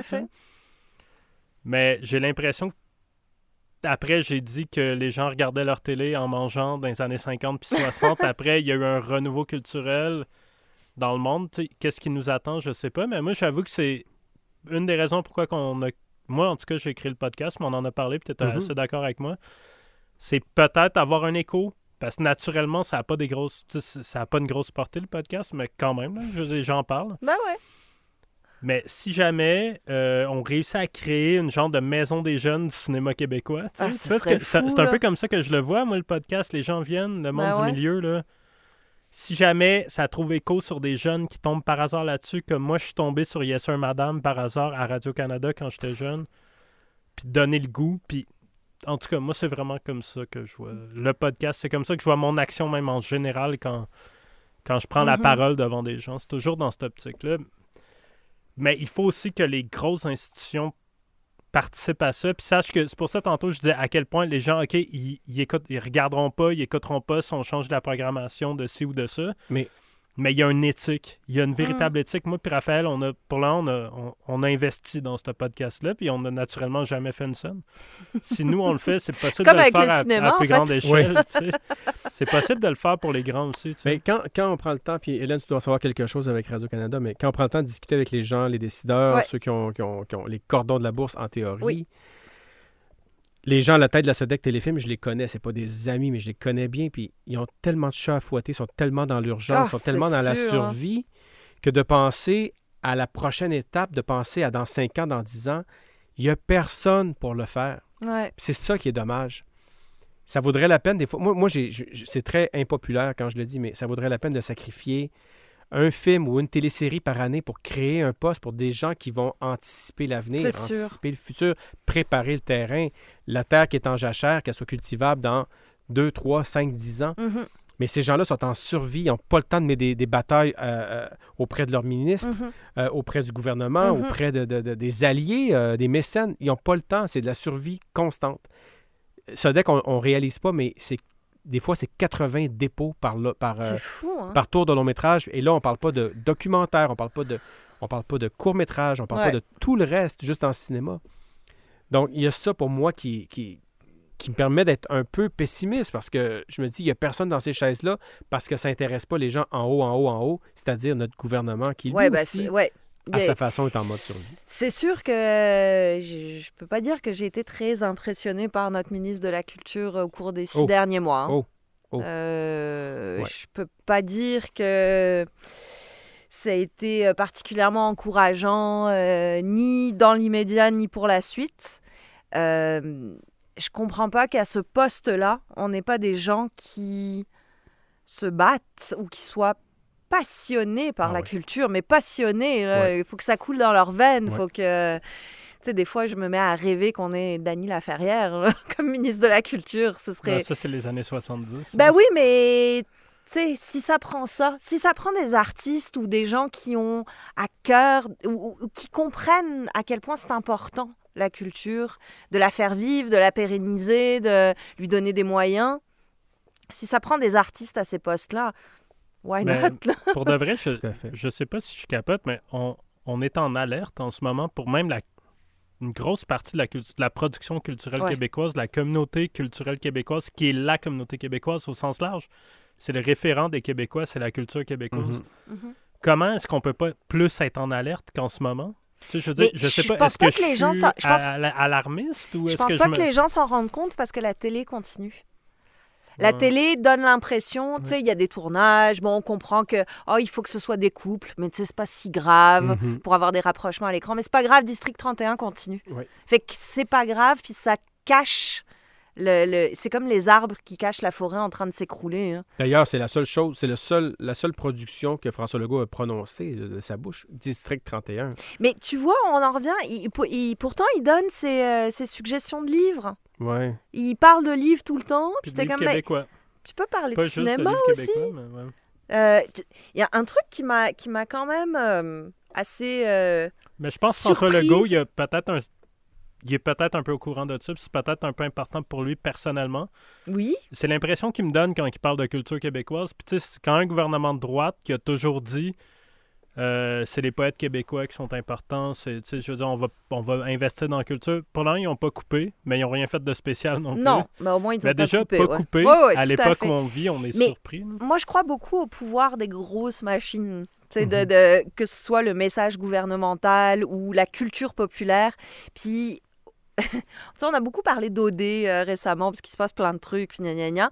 Mais il y a eu un moment... T'as-tu vu OD, toi, Raphaël? Oui. T'as-tu regardé? Il y a un moment à OD où ils ont montré aux jeunes qui sont là, ils leur ont montré Souterrain, de Sophie Dupuis. Puis clairement, tu voyais qu'ils ne savaient pas de quoi il s'agit. Ils étaient perdus, les pauvres. Sauf que c'est pas grave. Tu sais, ça prend ce genre de pont entre ce qu'on appelle la culture... d'auteur, ou peu importe comment on l'appelle, et le mainstream. Il faut arriver à faire en sorte que ces deux choses-là se rencontrent mieux et plus, parce que c'est comme ça que ça va changer. Parce que peut-être que dans la gang de OD, il y en a un qui a vu Souterrain et qui a fait ça m'intéresse, je vais aller voir Chien de garde. Je vais commencer à m'intéresser à Sophie Dupuis, à Pellerin, etc. Puis tu sais, ça va créer des petits... c'est pas grave si tu allumes une personne. Faut le faire pour cette personne-là. Ouais, une personne, c'est déjà ça de gagner. Ben oui, c'est sûr. Tu le sais pas, cette personne-là, l'impact qu'elle va avoir. C'est comme un domino. Là. Il faut investir. T'sais, il faut, même dans les trucs qui ont l'air de pas être adéquats, comme OD, il faut investir ces endroits-là aussi. Je ne sais pas ça venait de qui l'initiative, je sais pas, cette année, depuis 2 ans, je trouve que Jay du Temple semble être une espèce d'agent secret qui vient contaminer et tant mieux, un réseau très populaire pour lequel des fois on sourcille. puis qui vient apporter toutes sortes de choses, que ce soit socialement ou culturellement. Puis bon, après, t'as Souterrain puis t'as Roxane Bruno, mais... Je doute un peu que ça soit Dieu du Temple, mais ça, c'est ben non, socialement... Non, mais toute l'ouverture queer, toute l'ouverture sur la diversité, il travaille fort, puis ça vient de lui, là. On le sent. Ça a l'air sincère, en tout cas. Ça a vraiment l'air sincère. Oui, puis on sait que c'est des choses qui lui tiennent à cœur de toute façon. Fait que si ça vient pas de lui, il est très volontaire, là. Donc, oui, t'as tout à fait raison. Moi, j'ai toujours été pour ces espèces de ponts-là. Tu sais, d'une certaine façon... C'est un peu ta fonction aussi présentement, tu sais, de dire aux gens qui sont abonnés ou en tout cas qui consultent les médias de Radio-Canada, il n'y a pas juste la surface. Exact. Creusez un peu, faites ce clic-là à gauche, à droite pendant cette semaine-là ou cette journée-là ou ce mois-là. C'est intéressant aussi. Oui, puis tu sais, des fois, je regarde ce qui est disponible sur Tout TV, puis il y a autant les boys que du jazz anké. Mm-hmm. Puis ma job, c'est aussi de dire, c'est cool de regarder les boys, c'est le fun. Allons-y, faisons-nous plaisir ensemble, mais demain, on regarde Jazz Anké. On se fait c'est notre contrat, comme le gouvernement, là, un petit contrat moral OK, on a le droit, le populaire, c'est pas méchant, là, on a le droit d'aimer ça aussi, puis ça peut être une porte d'entrée vers autre chose. Puis effectivement, je pense qu'il faut arrêter de penser cinéma d'auteur, cinéma populaire, médias d'auteur, c'est plus large que ça. Tu sais, mettons, Les Boys, là, je trouve que c'est un des meilleurs films québécois des 30 dernières années. Je te suivrai pas là-dessus. Les Boys 1, je trouve que ça va du tac au tac, les dialogues sont bons, les acteurs sont bons. Mais moi, je suis un peu dans l'humour aussi dans les films que je fais, là, fait que j'admire un peu ça. J'aurais aimé ça être co-scénariste des Boys. J'en ai parlé un peu dans le podcast avec Eric, mais... Ben, on te le souhaite. Ils en refont un, là? Ah ouais, c'est vrai? Non, mais c'est fini, c'est mort et enterré. Non, il y a un nouveau Boys. Mais dans mon cœur, maintenant. Ah, OK. Je devrais pas dire ça, OK. On invitera les gens de l'équipe des Boys pour que je m'excuse. Mais tu sais, c'est un peu comme La Petite Vie. La Petite Vie, la première saison, c'est quelque chose d'inédit dans l'histoire de la télé mondiale, même. C'est un plaisir encore aujourd'hui à regarder. Puis après, c'est Sauf fini. Sauf un épisode qu'on n'a plus le droit de regarder. Il y en a peut-être plus qu'un qu'on n'a plus le droit de regarder qui vont sortir plus tard. Moi qui est un expert de La Petite Vie, c'est pas la seule erreur qu'ils ont faite. Est-ce que Cannes te manque? Je sais oui. Ouais. Aïe. Ben, puisque tu es là, puis bon, c'est quand même la Mecque, là. Je sais pas. Parle-nous de Cannes, Hélène. Ben, je vous parle de Cannes. Okay. Combien de fois tu es allée? Je suis allée 5 fois. 5 fois. 5 fois en tout. La première année, j'y suis allée en retrouvant les gens avec qui je faisais de la radio en France. Qu'on dormait assises dans une chambre dégueu. C'était vraiment l'expérience plus camping qu'autre chose. Okay. Mais l'excitation d'être là, c'est... Moi, j'étais là l'année où Xavier Dolan a présenté Mommy. OK. Puis c'est un de mes meilleurs souvenirs de cinéma. Pour vrai, là, j'ai jamais vécu ça. Le moment où il ouvre l'écran, maintenant c'est devenu quétaine, hein, parce qu'on l'a vu 600 000 fois. Ça a été brûlé, attends, mais ouais. Mais ce moment-là précis où t'as aucune idée que ça s'en vient, aucune. Puis t'as une salle remplie de journalistes parmi les plus prestigieux de la planète. Il y a Peter Bradshaw dans la salle. Là. Moi, je capote. C'est mes idoles. Puis les gens se lèvent et applaudissent. Ah ouais. Puis c'est... Je sais pas, il y a quelque chose... Tout est démultiplié.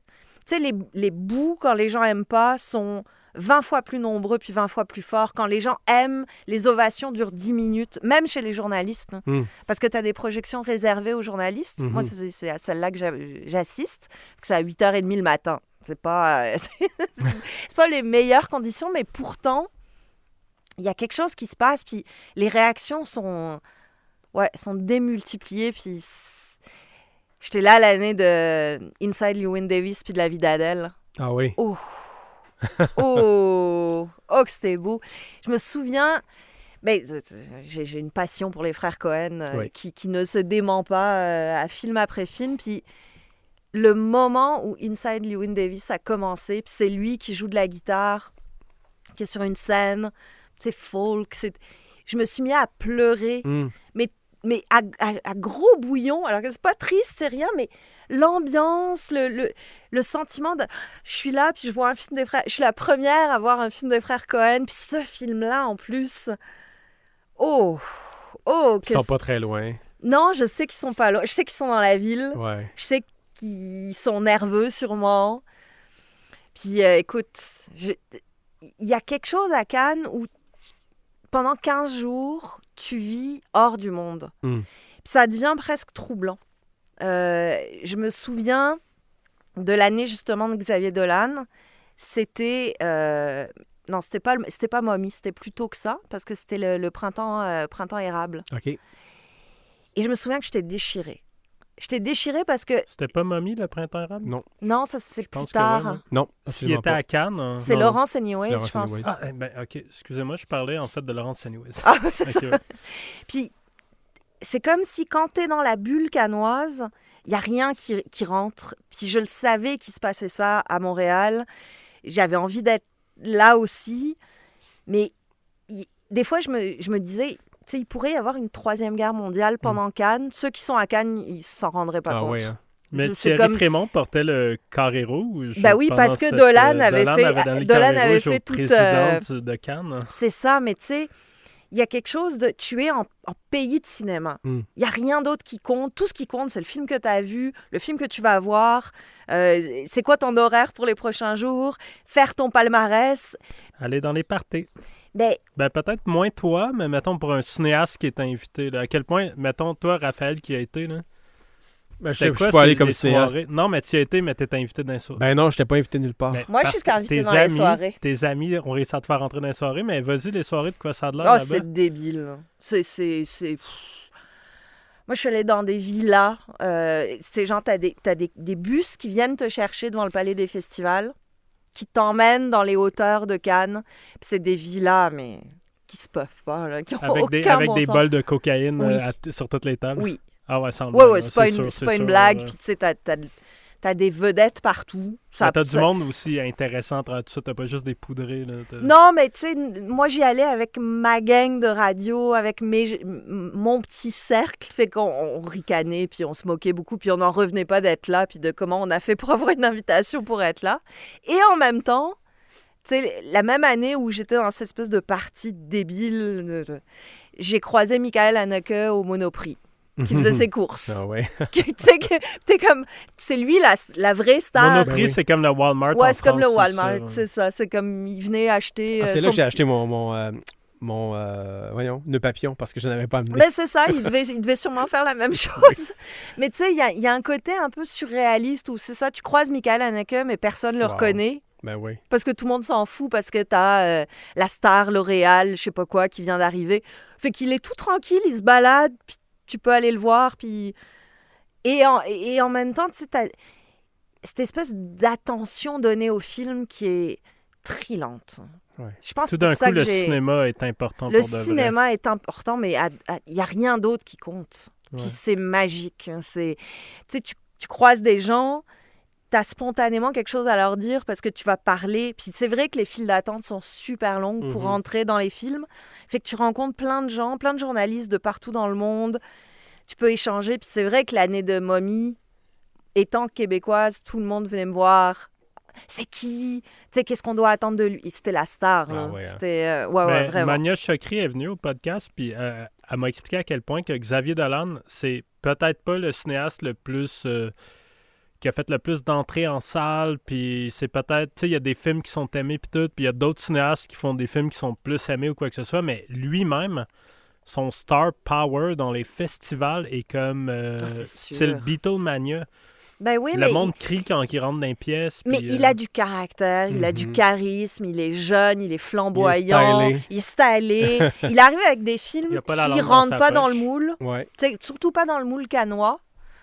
Fait que c'est sûr là, que l'attention est sur lui, puis il est tout jeune. Là, mais ça en est des films événements aussi, dans le sens où quand tu vas voir un film de Xavier, pas tous les films, mais la plupart, pas tous les films, mais la plupart, quand même, ça vient quand même créer quelque chose, soit par le thème ou, tu sais, Mommy avec le format justement qui est éclaté et tout. Mais j'imaginerais Xavier Dolan qui irait à OD, moi. Tu sais, il est un peu comme, d'une certaine façon... Non, je pense qu'il est trop loin, là. Non, je sais, mais il y a un petit côté Pierre Falardeau en lui, d'une certaine façon, il apparaît dans un talk show québécois, tout le monde le connaît, tout le monde sait c'est qui, il a fait des coups de gueule publics. Tu sais, lui, le côté populaire, il a été cherché en plus du succès critique. sais, qui est quand même cool. Puis c'est peut-être un truc que certains cinéastes pourraient avoir. Je sais pas à quel point je voudrais qu'ils s'investissent dans les talk shows québécois ou quoi que ce soit, mais lui, il a eu l'exposure puis tout. Puis peut-être qu'il est arrivé à l'époque où on donne encore le droit de parole, tu sais, plus à la culture québécoise. Il est arrivé 2009, c'est là qu'il a commencé, tu sais. Silicon Valley avait pris un peu le contrôle de la planète, mais pas au même niveau qu'aujourd'hui, tu sais. Ouais, peut-être. Puis il reste un peu connu du public. Oui, oui, c'est sûr. Même les gens qui n'ont pas vu ces films savent qui est Xavier Dolan.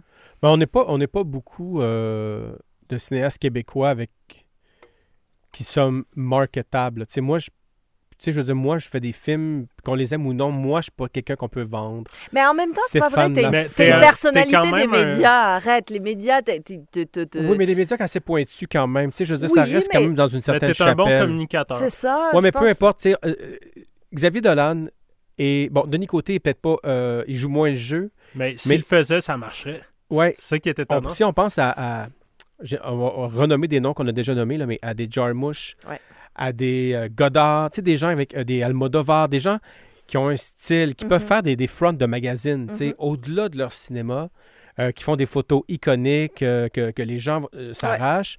Pourtant, Jarmusch n'a jamais fait de réel gros succès de box-office, mais c'est ces personnalités-là qui sont, pour les festivals, en tout cas du moins, mais même aussi pour les médias plus populaires, on n'est pas beaucoup comme ça. Tu sais, Stéphane Lafleur a beau avoir tous les talents, c'est un musicien, chanteur, tout ça, c'est écœurant. Il y a une BD, nomme-le, tu sais, mais c'est pas quelqu'un qu'on va mettre de l'avant. Moi non plus. T'as-tu déjà parlé en personne à Stéphane? J'imagine que c'est un de tes amis. Bien, mais tu sais, Sophie Dupuis, non. C'est comme le gars que mais l'exemple, tu veux pas avoir en Fidérasme, non. L'exemple parfait de ça, c'est Denis Villeneuve. Tu sais, je trouve qu'il y a quelque chose... Tu peux pas être rendu plus loin que Denis Villeneuve. Là. Il est immense, il est énorme. Et pourtant... Il y a quelque chose de tout en réserve, en retenue, Mais en entrevue, c'est un bon communicateur. Oui, bien sûr. Mais c'est pas ça. Je parle, on est tous bons. C'est pas une question d'être bon, c'est une question d'être marketable. C'est ça. On l'utilise pas tant que ça. Non, mais Denis Arcand non plus. Je veux dire, c'est vrai. Alors que, mon Dieu. C'est pas des rock stars. Il n'y a pas beaucoup de rock stars. Denis Côté, c'est une punk star. Ouais. Puis c'est vrai. Xavier Dolan, c'est une pop c'est star. notre plume la traverse. Là. Puis il nous manque ça des fois, je pense, pour rayonner. Puis je dis pas que leur cinéma est pas valable. Au contraire, j'admire les deux. Mais je pense que ça joue quand même. Oui, t'as raison. Puis la légende Godard qui dure depuis des années doit beaucoup aussi à ses lunettes fumées, son attitude. Tarantino aussi, tu sais. Tarantino, il Ouais. doit aussi son succès en salle avec ses films à sa personnalité, à son côté rockstar. Le génie de Tarantino, puis moi, je pense que le génie de Xavier Dolan, c'est de s'être donné le rôle dans J'ai tué ma mère. Parce que si je vais voir le film puis il y a quelqu'un d'autre qui est là, je réalise pas à quel point ce gars-là est jeune. Ouais. Il est jeune, s'il n'a pas fini de muer. Là, tu regardes, tu dis, OK, c'est lui qui a fait le film. Ouais. Tout à coup, le film il est multiplié par 10. Mais tu penses pas que quand tu fais du cinéma, créer le buzz, puis ça fait partie de la game? Ben oui. Ça a toujours été de même. On n'est pas bon ici pour ça. Puis pourquoi c'est peut-être une des raisons pour lesquelles on a de la misère avec nos salles. Ouais. Tu sais, à un moment donné, on n'en a pas. Ouais. On n'en a pas. Tu sais, c'est drôle, je pensais à ça récemment, mais ça, moi, pas peur. Tu sais, Louise Archambault, par exemple, qui a fait l'an dernier, en 2019, les 2 plus gros succès de l'année. Personne ne sait qui c'est. Non. Personne. Non. Tu dis Louise Archambault dans la rue. Puis à date, là, c'est une de ceux qui est arrivé dans Nouvelle Vague québécoise des années 90. Comment ça se fait qu'on la... Tu sais, pourquoi c'est pas une star de notre cinéma? Beaucoup de télé populaire. Gabriel, ça a fonctionné. Vraiment? Familia, ça avait fonctionné. Trop, tout le monde aime ça. Une feuille de route sans faute. Là, mais tu dis Louise Archambault dans la rue à quelqu'un, il sait pas qui c'est. Ouais. Mettons, dans, je sais pas, 70% des cas. Ah ouais. Puis, sort de Montréal. Pourquoi? Pourquoi on la connaît pas? Pourquoi? Puis plus tu tombes dans le cinéma d'auteur, plus ça devient vrai. Hein, mais je sais pas.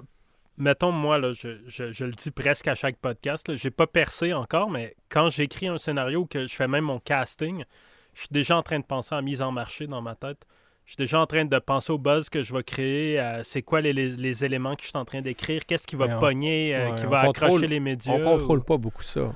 On le contrôle peut-être pas, je ne l'ai pas expérimenté encore parce que j'ai juste fait du court-métrage, mais c'est déjà dans ma tête. Là, mettons, je parle à mes amis, cet aspect-là, c'est cool, tu sais. mettons, je fais un film sur une jeune fille qui veut devenir chanteuse, en sens, c'est là-dessus que je travaille. Puis je dis, genre, il y a tellement de filles qui veulent devenir chanteuses. J'en ai tellement rencontré dans ma vie. C'est le rêve des gars aussi, mais tu vois, dans les karaokés puis tout. Ça, je me dis, déjà là, on s'attire une crowd. Puis je suis comme déjà en train de penser à ça.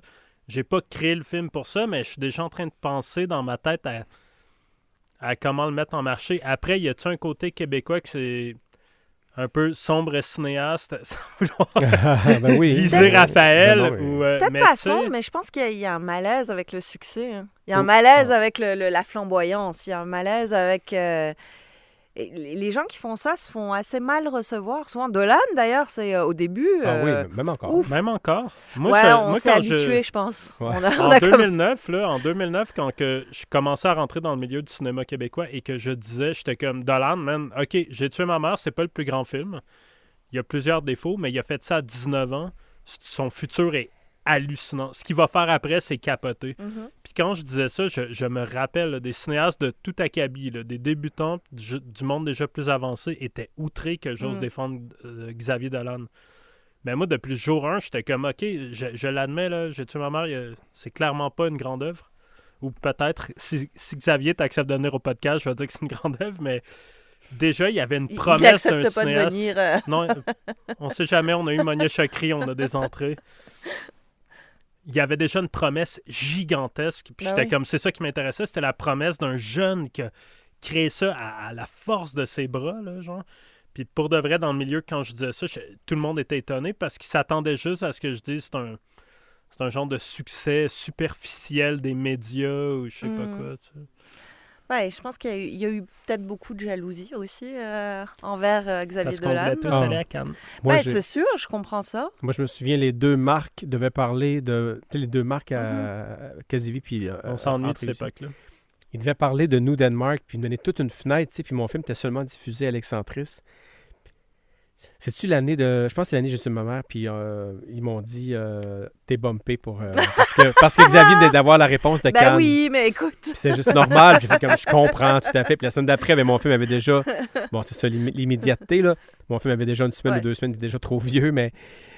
Moi, quand je suis allé voir ce film-là, j'étais stressé, j'avais peur de l'haïr. Je me suis dit, parce que j'haïs souvent les choses, on m'accuse d'être jaloux, c'est jamais le cas. Non. Mais je me suis dit, ce film-là, si je l'aime pas, là, les gens vont se régaler de me traiter de jaloux. Et je suis sorti soulagé parce que j'étais vraiment séduit, puis j'avais envie de le suivre, puis j'ai envie de le connaître, puis je suis allé voir tous ses films en salle, puis indéfectible. Mais je pense qu'il manque un peu ça. Je me souviens de mon ami Pascal Lheureux, qui était caméraman à l'époque, qui est réalisateur aujourd'hui. Il est allé à Cannes l'année pas les invasions, l'autre d'après. Ouais. J'oublie, là. Mais on aurait dit durant la conférence de presse que tous les Québécois, là, s'excusaient d'exister. C'est fou, hein? Puis alors que d'habitude, les gens arrivent là avec une prétention ou une communication, une générosité, une fébrilité. Je pense que Dolan a mieux compris le jeu de la starification dans le monde du cinéma. Qui peut marcher avec les réals. On a l'habitude que ce soit les acteurs, mais ça peut marcher avec les réals. Puis les réals cannois en particulier vivent ça. Tu sais, Almodovar, c'est une star. Hein. Quand il est à Cannes, Godard, c'est une star. Tarantino, les Cohen. Puis Dolan l'a vite compris, je crois. Tu sais, en ayant cette espèce un truc de... Tu l'as compris ou c'est ta personnalité? Bon, ça doit être les deux, j'imagine, mais clairement, Parce que je m'imagine mal Raphaël arriver à Cannes puis commencer à faire des extravagances, mais des pas de danse sur le tapis rouge. C'est pas des extravagances. Ce qu'il a fait, en fait, Dolan, c'est qu'il a créé une relation assez forte et assez grande gueule avec Thierry Frémaux, qui est le sélectionneur de Cannes. Je sais plus, il y a une année où il avait été mis dans un certain regard, puis il voulait être en compétition. Puis il est parti à Berlin. Puis il lui a dit... Alors que, tu sais, Thierry Frémaux, il tient ton destin entre ses mains, là. Tu te fâches pas avec lui. C'est Laurence Anywoods. Laurence Anywoods, c'est des pas en compétition officielle. Ah, ben c'est ça. Puis il a dit, c'est un film qu'on fait dans une vie, puis il y a peu de chances que j'en fasse un aussi bon, puis c'était cette année que ça se passe. Voilà. Puis, tu sais, il a pris sa place. Il a demandé à ce que sa place soit reconnue, lui soit donnée. Puis... Je pense que je pense pas que c'est du calcul. Je pense effectivement que ça fait partie de qui il est. Mais c'est assez intelligent dans ce milieu-là je crois, pour se positionner. Oui. Voilà. Oui. Ça fait partie de sa personnalité, mais c'est ce qui nous manque un peu, je trouve. Ça ne veut pas dire qu'on fait du moins bon cinéma ou qu'on a moins de promesses, mais pour entretenir ça puis être vendu partout, les gens, je suis convaincu qu'il y a des pays qui achètent son film qui ne l'ont même pas vu, là. C'est mais ça. Écoute, il a fait des covers de magazines internationaux, il travaille avec des designers. Il a été mannequin, malgré ouais. Sa petite taille. Il a été mannequin, genre, pour des collections. Mm-hmm. Mais je pense que... Mais ça prend aussi des films qui il fallait qu'il ait les films oui. pour accoter cette espèce de panache. C'est sûr que tu fais pas un film sur un cancéreux, genre à cette île. Je pense pas que Bernard Raymond pourrait devenir Xavier Dolan. Non. Hein? Non. Voilà.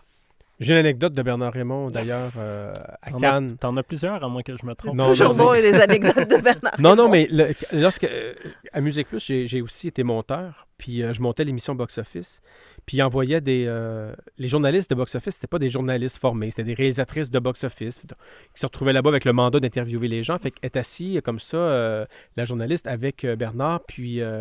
pour l'interviewer. Puis pendant que le caméraman installe le micro, la caméra roule parce que ça fait un peu de footage, puis bon. Puis elle dit, Bernard, comment t'aimes ton séjour? Puis il dit, ici, c'est tout ce que j'aime, c'est tout ce que j'haïs, tu sais. Il y a le cinéma d'un côté, les cinéastes, on parle de cinéma, on parle de culture, on parle de tout ça. Puis de l'autre côté, puis en plus, on le voyait derrière lui parce qu'il était assis sur un petit muret, parapet, je sais pas. Il dit, mais c'est aussi les yachts, le silicone, la drogue, puis il nomme tout ça. Puis il était vraiment... Bon, on le connaît, Bernard, il est capable d'être assez... avec beaucoup de ferveur. Oui. Puis là, le caméraman dit à la journaliste, c'est beau, je suis prêt. OK, d'accord. Première question. Elle a stop dans son élan.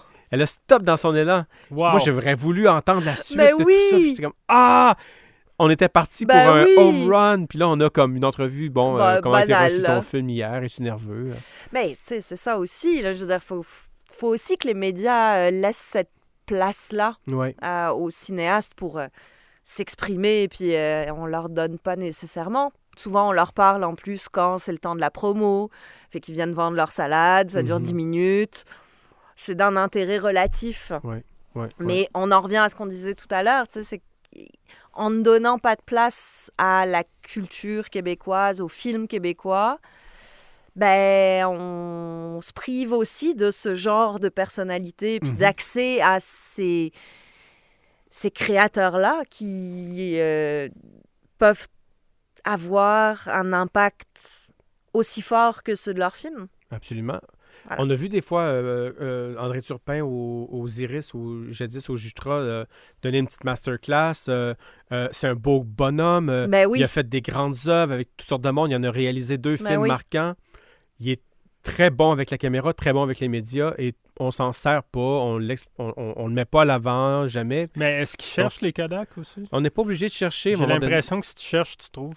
Pour les Kodak, là? Oui, mais c'est pas sa job de chercher, mais je pense que c'est le travail des médias de s'y intéresser quand même, puis à un moment donné de se rendre compte.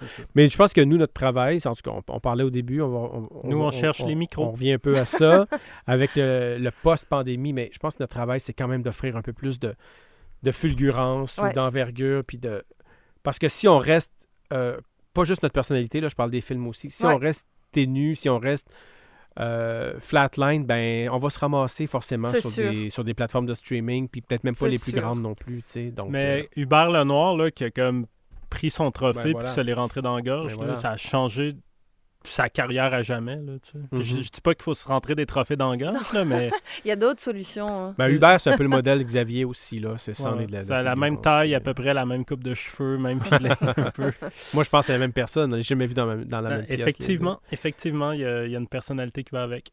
Donc, un petit peu d'espoir pour la suite. En tout cas, on va continuer à travailler, à faire des devoirs de transmission. Oui, puis... oui, moi, je pense que... Tu sais, faut persévérer, faut continuer à croire, continuer à rêver, continuer à donner envie le plus possible. Puis si c'est pas dans l'actualité, si c'est pas dans l'immédiateté, j'ai envie de dire tant mieux. Il y a un terrain immense à défricher qui est celui d'entretenir la flamme du public pour son cinéma. Puis... tant qu'on voudra de moi quelque part dans un média, je vais le faire. Voilà. Fait que ce sera Puis l'espoir pour la suite, c'est que les films soient calissement bons en 2021. Oui. Ouais, ça aussi, c'est un défi. Puis on va être là pour les voir. Ouais. Je veux juste dire, quand j'ai contacté Hélène pour qu'elle vienne au podcast, j'ai dit hey, j'aimerais ça qu'on parle un peu de la place du cinéma à la télé. C'est quoi l'histoire du cinéma à la télé? On va parler un peu de ça, vu que tu travailles un peu là-dedans. Finalement, on s'est rendu à Cannes, puis le futur de la civilisation québécoise. Puis ça a été une super bonne conversation. Merci beaucoup, Hélène, d'être venue voir. Merci à vous deux. Merci, Raphaël, de m'avoir toléré une fois de plus. Je ne sais pas combien de temps ça va durer, mais pour le moment, on est rendu à 22 épisodes. Profites-en.